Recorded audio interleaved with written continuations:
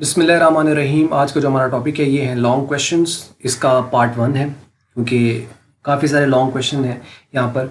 और इसका ये मतलब नहीं कि ये पेपर में आएंगे, इसका ये मतलब है कि आपको इनकी प्रैक्टिस करनी है, क्योंकि ये ज़रा टेक्निकली ये ज़रा मुश्किल समझा जाता है ये वाला एक्सरसाइज के चैप्टर एन्युटी का। तो इस वजह से इसकी प्रैक्टिस, जितनी आप ज़्यादा प्रैक्टिस करेंगे, जितने फार्मूलाज को आप रिवाइज करेंगे, उतने ज़्यादा से ये माइंड में बैठ जाएंगे। उसको डिफरेंट तरीके से एंगल से आप सोचें, एक्सप्लोर करेंगे चीज़ों को, तो साथ साथ साथ साथ कुछ क्वेश्चंस भी जनरेट होंगे। जब उन क्वेश्चंस के आपको आंसर मिलना शुरू हो जाएंगे तो चीज़ें फिर आसानी की तरफ मूव करना स्टार्ट कर देती हैं। तो अब इसमें देखिए, आपको वीडियो को पॉज कर लेना है। मैंने जो इंपॉर्टेंट फोकस पॉइंट थे उनको मैंने यहाँ पे बोल्ड कर दिया, जो कि जहाँ से आप गेस कर सकते हो। मैं इसमें वैसे नहीं चाह रहा हूँ कि मैं आपको साथ साथ एक्सप्लेन करूँ, क्योंकि सारे क्वेश्चन मैंने साथ साथ एक्सप्लेन किए हैं।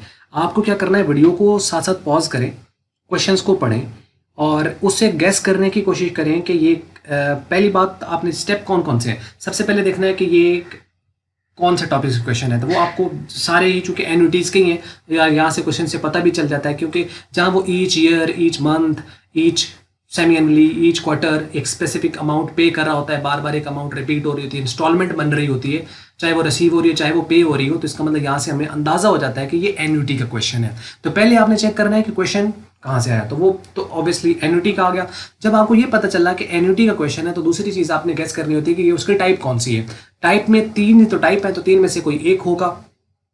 सबसे पहले ये देख लें कि ये डेफिनेट पीरियड के लिए, इनडेफिनेट पीरियड के लिए। अगर तो इनडेफिनेट पीरियड के लिए तो फिर तो वो परपेचुइटी है, और अगर वो इनडेफिनेट पीरियड के लिए हुआ तो उसमें एन नहीं होगा, क्योंकि एन स्पेसिफाई नहीं करेगा, नंबर ऑफ पीरियड स्पेसिफाई नहीं होते उसके अंदर, उसकी फ्यूचर वैल्यू भी वो नहीं पूछ सकता।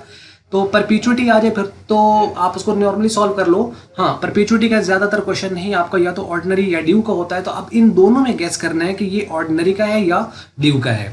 तो जब आपको पता चला कि जी अब ये ऑर्डिनरी का है, तो वो कैसे पता चला होगा? अगर पेमेंट एंड पर हुई है, एन्युटी की जो इंस्टॉलमेंट की जो पेमेंट है, मतलब पे हुआ या रिसीव हुआ, एंड पर हुआ तो वो ऑर्डिनरी है। स्टार्ट पे हो गई तो वो ड्यू है। अब वो स्टार्ट या एंड जो होगा वो मंथली भी हो सकता है, क्वार्टरली भी हो सकता है, सेमी एनुअली हो सकता है, एनुअली हो सकता है।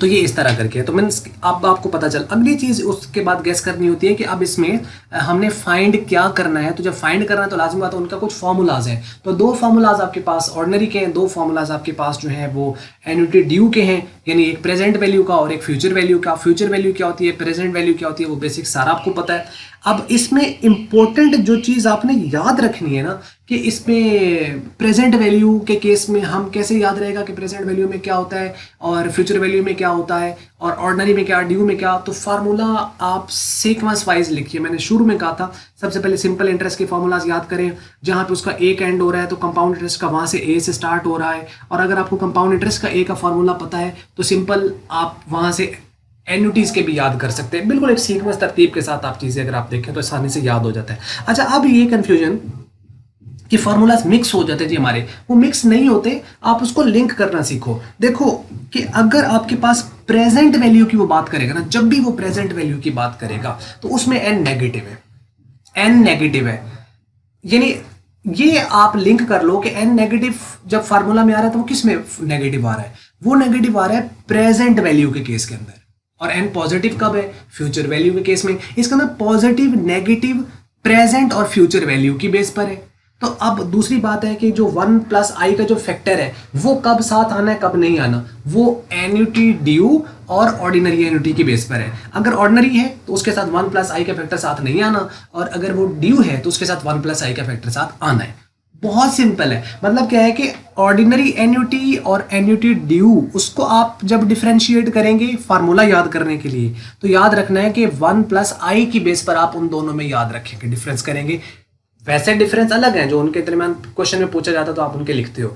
फार्मूला वाइज डिफरेंस आपने कैसे याद करना है कि 1 + i का फैक्टर तब आना है जब एन्युटी ड्यू होगा। अब वो चाहे प्रेजेंट वैल्यू हो तो चाहे फ्यूचर वैल्यू, क्योंकि उसका प्रेजेंट वैल्यू या फ्यूचर वैल्यू के साथ कोई ताल्लुक नहीं है।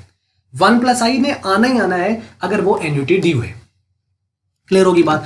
दूसरी बात यह है कि अब n पॉजिटिव होगा जब आपकी फ्यूचर वैल्यू फाइंड करनी, चाहे वो फ्यूचर वैल्यू फाइंड करनी, चाहे वो ऑर्डिनरी की हो चाहे वो ड्यू की हो। इसको आप जब तक खुद प्रैक्टिस नहीं ना करोगे आप तक माइंड में चीज़ें नहीं बैठेंगी। तो अब जब आपको ये पता चल जाता है कि अच्छा अब हमारे पास जो है ये हमने फाइंड करना है, ये हमें गिवन है, तो अब फॉर्मूला कौन सा यूज करना है? जो वैल्यू गिवन है।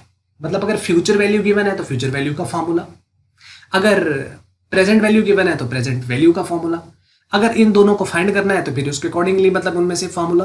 तो अब ये भी देख लेना है कि फ्यूचर वैल्यू, तो हम सपोज करें आपको पता चला जी फ्यूचर वैल्यू गिवन है, तो ठीक है फ्यूचर वैल्यू का फार्मूला यूज करेंगे, लेकिन कौन सा, ऑर्डिनरी का या ड्यू का, वो आपको एंड और स्टार्ट से पता चल जाएगा, उसके अकॉर्डिंग फार्मूला यूज करें। 4 चीजें 3 आपको वहां पे गिवन होंगी, उसमें वैल्यू पुट करना है, आंसर ले लेना है। उसके साथ एक ही चीज का ख्याल रखना है और वो है कंपाउंडेड कैसे है।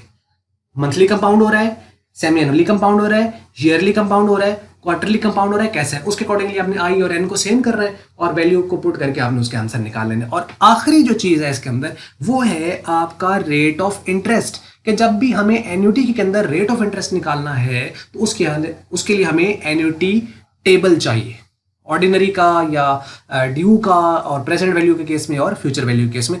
ये है इसका ओवरऑल कॉन्सेप्ट। इनकी बेस पर आपने क्वेश्चन को सॉल्व करना है। ये मेजर पॉइंट है, जब जब आप प्रैक्टिस करोगे ये चीजें काम आएंगी। 7 क्वेश्चन है यहाँ पर, आपको यहाँ पे 5 तो आसानी से नजर आ रहे होंगे, मैं आपको नीचे दिखा देता हूँ बाकी क्वेश्चंस ये हैं।